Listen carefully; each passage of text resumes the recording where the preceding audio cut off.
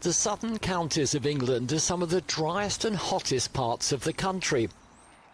So when garden designer Jane Gates moved into this converted barn with 2 acres of land back in 2017, she wanted to include a drought-tolerant garden. Little did she realise back then just how important such projects could be in the coming years.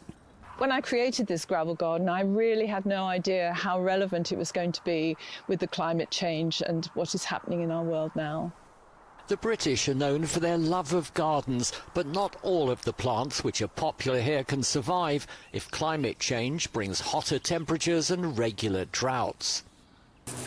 What are your top tips for drought-tolerant plants? The artichoke is fantastic, grows tall, loves the Mediterranean climate and heat. And you can eat it? You can, absolutely. The lavender, again, a Mediterranean plant, but tolerates dryness. Other plants include white-flowered gaura, the herb oregano, and the butterfly-loving verbena. But keeping the soil moist doesn't come cheap. So there's a membrane under here. Gates had to lay a rubber membrane over the soil, then cover it with gravel to help keep in the moisture.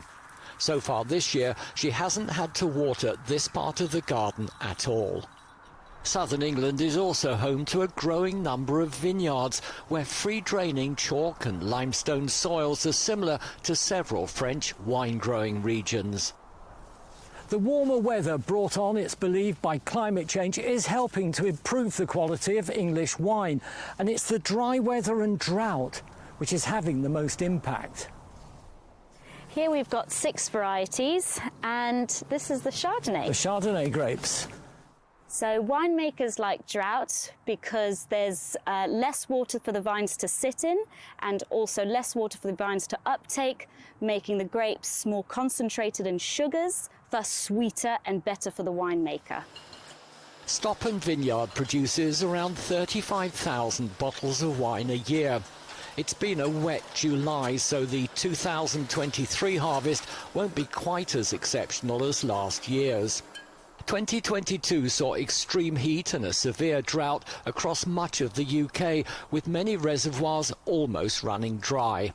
While drought-tolerant gardens may become more common, along with better quality English wines, these positives could be outweighed by the impact of prolonged severe droughts on agriculture and food supplies. Michael Voss, CGTN, West Sussex.